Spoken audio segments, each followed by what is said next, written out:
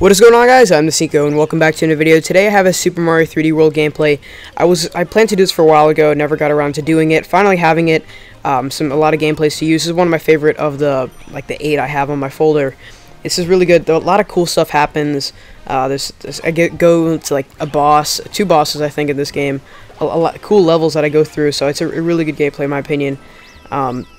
This game's great. I really like how creative it is, and even when they're trying to be ambitious, it works. That happens with a lot of games that people they try too much and then it doesn't work and it gets complicated. This they try new things and all of them are good. So not really too many complaints about it. I mean, the reviews have been, I think, a little too good. A lot of people are giving it 10 out of 10s. IGN gave it a 9.6 out of 10. I don't completely agree. I think I said this on Twitter. I think I'd probably give it like a 9 flat.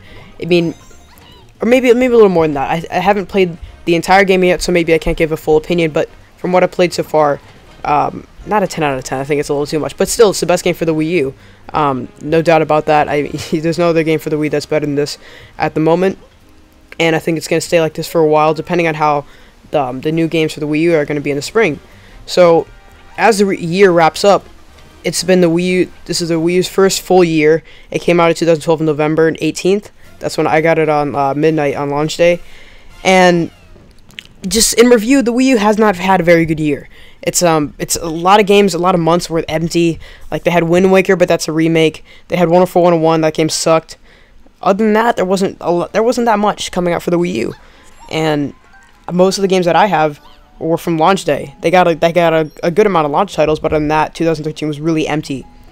For the PS4, for the PS3 and the Xbox 360, those were very good years. But in general, for the gaming industry, everything sold well. But from a gamer's perspective, who I really look for the best games possible. A lot of people are calling 2013 one of the best years for gaming ever. I don't agree with that. I know that GTA 5 was a great game. I know that Battlefield 4 was great, even though it had a lot of problems at launch, really buggy when I played it. There was BioShock Infinite, and there was The Last of Us. But those are like the 4 major big games. Other than that, there wasn't that much in between. That's what years like 2007 had. They had games like every couple weeks, every month. They had like 4 big games, and they were separated, and they were really buggy. And the one problem with me for this year, all those big games were delayed, a bunch.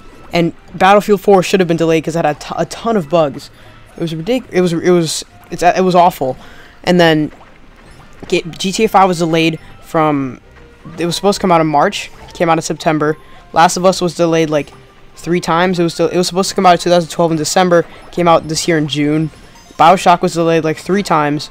And now Watch Dogs, which I was really excited for, was supposed to come out in November, and it doesn't even have a release date now. It's supposed to come out in between April and June. So that's one problem that I really have with developers. I mean, it shouldn't be that hard to find out when a game's going to release. I know that I agree that if the game is not finished, then you shouldn't release it. But at the same time, you should actually find a goal and aim for that goal and not be too ambitious.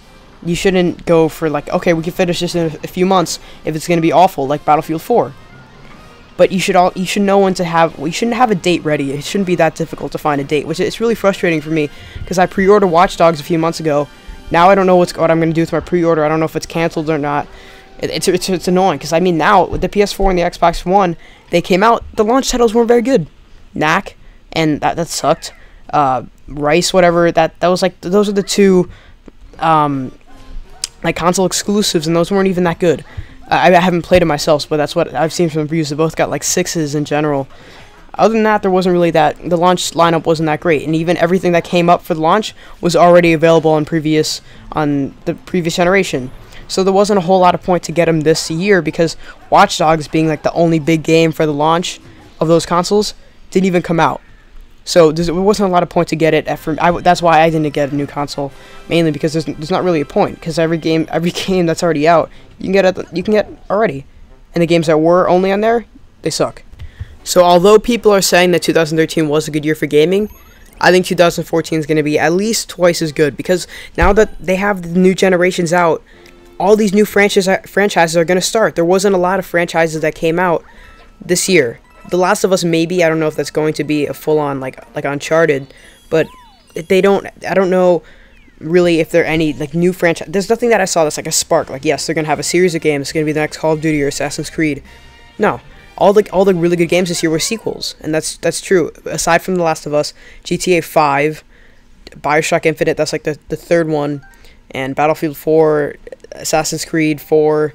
These are all old franchises, and they're just coming out. That's not a bad thing, but it's just that I like seeing new things. It's like years like 2007 where they have new franchises every month. That's why those years are the best years for gaming. In general, it's been a pretty, people are saying it's a really good year. I didn't think so. I mean, Nintendo always has really strong lineups. It was late, and Super Mario 3D World's the only good game this year for the Wii U.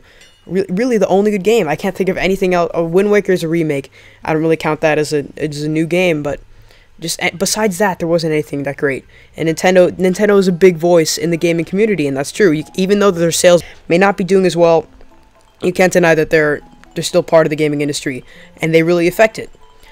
Aside from that, Sony had a pretty good year, but it's just like there's a lot of empty months, and with that, when you don't have that, it's not a complete year.